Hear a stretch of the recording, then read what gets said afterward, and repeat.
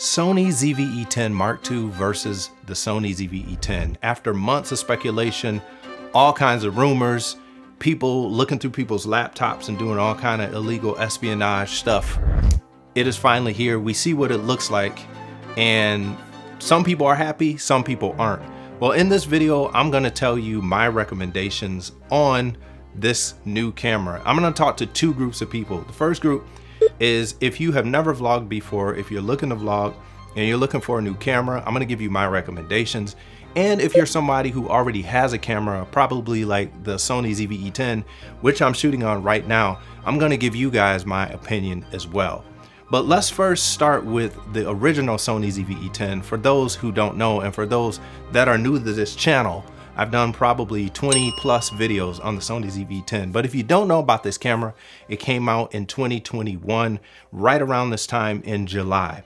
And when it first came out, it was aimed at vloggers. It was basically like an A6400 on steroids minus a viewfinder. It had extra autofocus features. It had stabilization features built into it, not IBIS, but electronic stabilization. And it had some other features that kind of set it apart from the A6400. It was the same sensor, so it suffered, as I do quotation marks, from some of the problems the A6400 had. So let's go over some of the issues that people claim they had with the Sony ZV-E10 and some of the biggest gripes that a lot of people have talked about. The first thing is the rolling shutter. Now, if you don't know what rolling shutter is, it is just basically how the camera sensor reads out.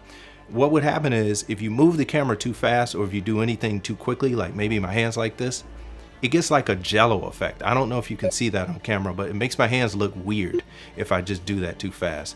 Now, that's not something I would say most people will worry about, because I don't know too many people vlogging like this.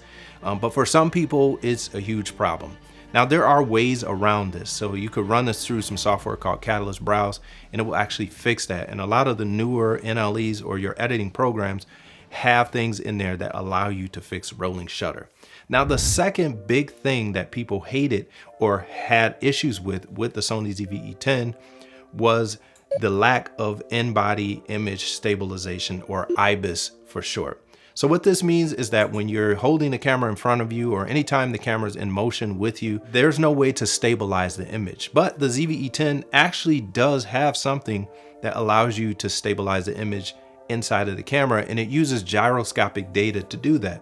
But the problem that a lot of people have with that is they didn't want to have to run their clips through this gyroscopic data just to get it to be stable. And the other thing is you had to have specific types of lenses for it to work well, or for it to work at all in some cases. The other option you had with the Sony ZV-E10 was to get an OSS lens, or an optical steady shot lens, which is something like the 18-105, 35mm, or the kit lens. Those have OSS inside the lens. So those were the issues with the Sony ZV-E10.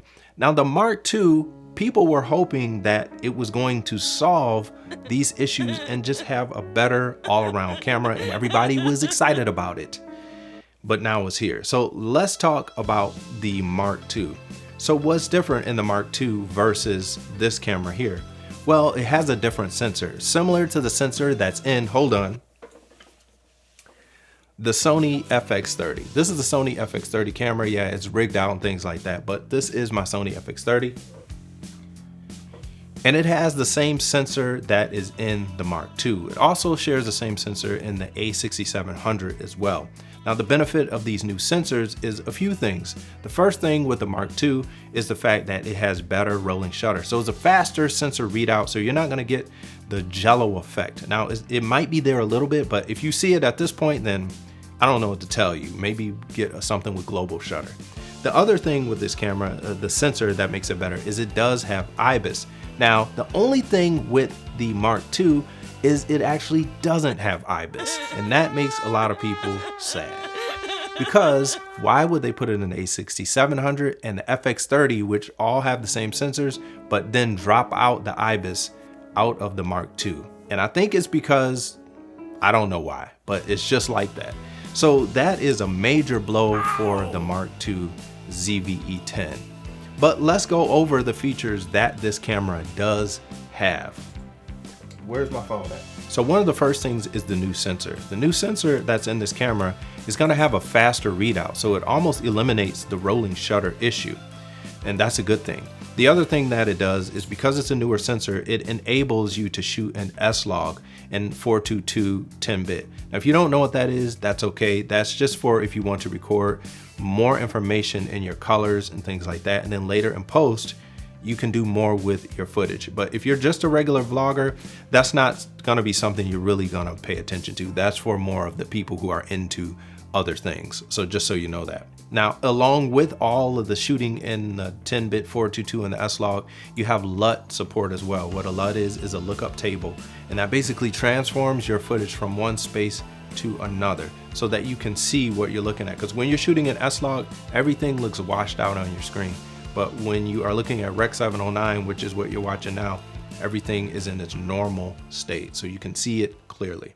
The next thing is gonna be the new touchscreen. I'm gonna say this is probably the biggest feature or the best feature on the Mark II from what I've seen. I haven't touched it myself, but from what I'm seeing, it looks pretty good. It's all touchscreen, and the beauty in this is when you turn your camera vertically, the menu actually changes as well. And I think that's a huge step in the right direction for Sony to go, because a lot of cell phones and things like that already work that way with TikTok and things like that. So it makes sense for them to do that. The next one is focus breathing compensation. Now this one I don't think is that big of a deal, especially if you're vlogging, but for those people who are using lenses that actually move in and out when you focus, sometimes your actual picture will change a little bit as you focus.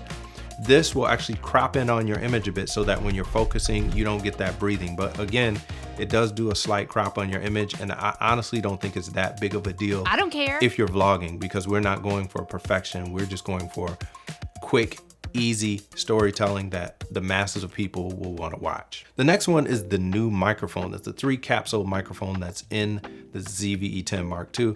Supposedly this microphone is supposed to pick up all around you, in front of you, and behind you, and it's supposed to do it really well. I don't know how well it's actually going to sound in real life. My experience with built-in noise reduction on mics and things like that typically isn't good. I would say you really want to do that in post, just because the algorithms and the software is a lot better with your software, like your editing software. So again, that's not something that I don't think I would really use, unless you're just a person who doesn't edit your audio or your video. So the next one is the 4K 60. Again, I don't think this is a huge one for people who vlog, but 4K 60 just means that it shoots in 4K, which is its highest resolution, at 60 frames per second. Now, typically most YouTube videos are either gonna be 30 or 24. If you want to do 60, you can, which means that you can slow it down in post and you can do slow motion. But again, that's not something I think most vloggers are going to do, but you do have it there as an option. And the Sony ZV-E10 does not have 4K 60. The original one doesn't. The next one is the Cine Vlog, which gives you bars at the top and the bottom. I don't think that's that significant, to be honest. If you're going to be vlogging, I don't think you're worried about bars on the top and the bottom. That's more of a niche thing for some other people, and even then I don't know how useful it would be, but I guess if you want that, then you can have it. In addition to the Cine Vlog, you have these different LUTs, or these different looks that you can put on the camera, similar to the Panasonic S9, I guess, where you can get these different pre-selected looks. Again, to me, I don't know if that's something that I would really use. It has something similar to that in this camera here, where you could choose the different creative looks and things like that, but I don't think most vloggers and things like that are going to be using it, but it's there if you do want to use it as an option. Those are the things that set the Mark II apart from the Sony ZV-E10 original.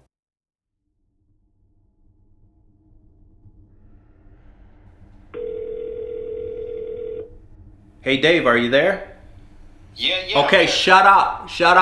I don't want to hear you. Just shut up and listen to me. Oh, okay. Yeah, shut up. I want you to make the Sony ZV-E10 Mark II, and I don't care how you do it. Do you want to see your family again? Oh, yes, sir. Yeah, I know you do. So shut up and make this camera, and I want it done in a week.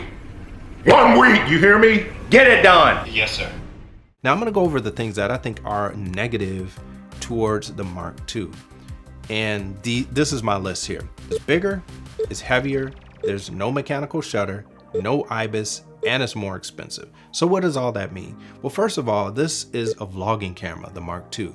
And if it's a bigger camera and if it's heavier, it's gonna make it harder to vlog. Now, the ZV-E10 Mark I isn't that heavy, but when you put a lens on it, you put a microphone on it, you put your little tripod on it, you put a cage on it, and when you start putting things on this camera, it's going to get heavier. I mean, I can do it because I'm strong enough, but after a long time of vlogging, that thing gets heavy. It just does.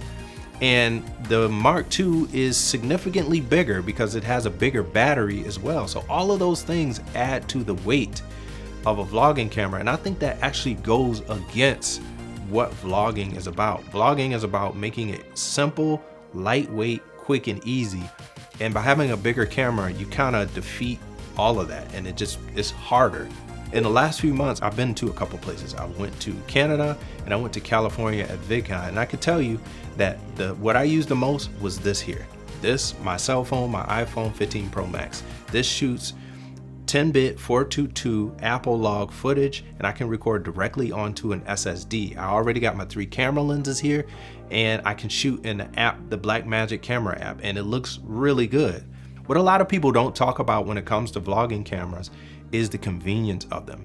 See, if you're gonna take this thing on vacation, and let's say you gotta go to the bathroom, if you're by yourself, or even if you have somebody now, you gotta try to cradle this thing in your arm, and you gotta try to use the bathroom, wash your hands, dry your hands, do all these things while holding this big camera.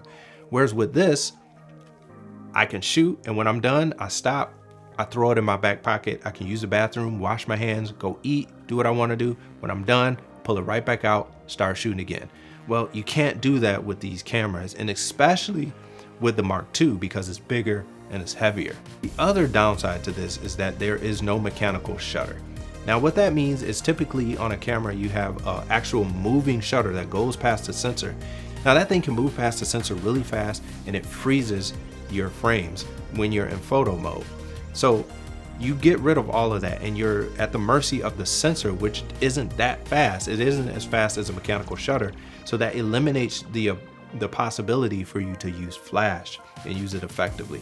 So if you want to grow your photography skills, that's one thing you don't have with the Mark II ZV-E10. So consider that. The other thing with the Mark II that I think puts it behind is that there is no IBIS. This was one of the main complaints that everybody had with the original ZV-E10, and it was the reason that most people were upgrading, is in hopes that they would fix or improve or add some kind of alternative to the stabilization. Now there is catalyst browse on the Mark I, but a lot of people, like I said earlier, were not happy with that. But you're in the same boat with the Mark II. So that problem that some people have is still there, which means now you're gonna have to have a gimbal if you want that smooth footage, which furthermore adds to the total weight of this camera.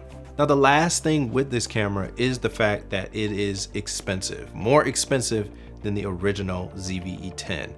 Now you don't have too many more features that I think a vlogger would actually use, maybe the menu system, but other than that, I can't see too many other features that you would use. So who is this camera for? To be honest with you, I'm not really sure. I don't know if this has ever happened to you, but you know when you were young and your mom like made a lot of food and you ate on it for a couple of days and then it was like still something left over?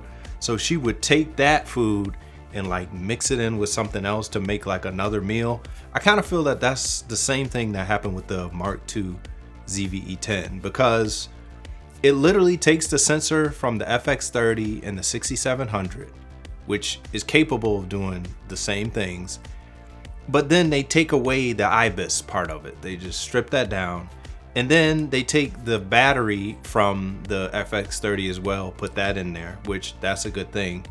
It seems like because of all the gripes that people had with the original ZV-E10, one of the main things would be an upgraded sensor and stabilization.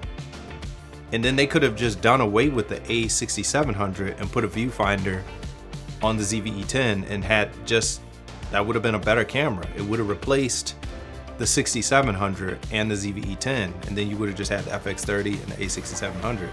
But now we got the A6700, the Mark II ZV-E10, and the FX30. And I don't know, it just doesn't make sense to me. And I honestly don't know who would buy this camera? I guess if you just like to collect cameras, then the Mark II would be a great camera. Then you could say you have the whole lineup.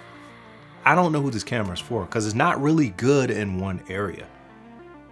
It's just not. It has good image quality, but then it falls off when it comes to the stabilization.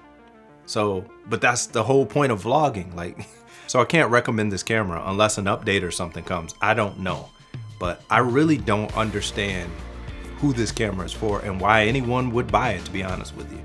This is just my opinion. I'm being honest. So my suggestion would either be buy the original ZV-E10, buy the FX30 or the A6700. There's no reason to buy the Mark II. I can't see one. The only thing that I can think of is the menu, but that's not a big enough, in my opinion, thing to buy this camera.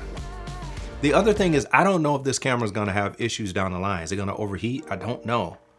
I have no idea. I know the FX30 is solid. I know there have been issues with the A6700 overheating. So I don't know. I just don't see this camera doing that well once the launch and everything, the hype dies down. I just don't. But we'll revisit it. Maybe if I put my hands on it, it may be different. I would say even go with the ZV-E1 over this, just because you're gonna have the better stabilization, things like that. So, but we'll see. Anyway, honestly, those are my recommendations. Let me know what you think about this video. Which one are you gonna choose? But until next time, I'll holla at y'all later. I'm out. Peace.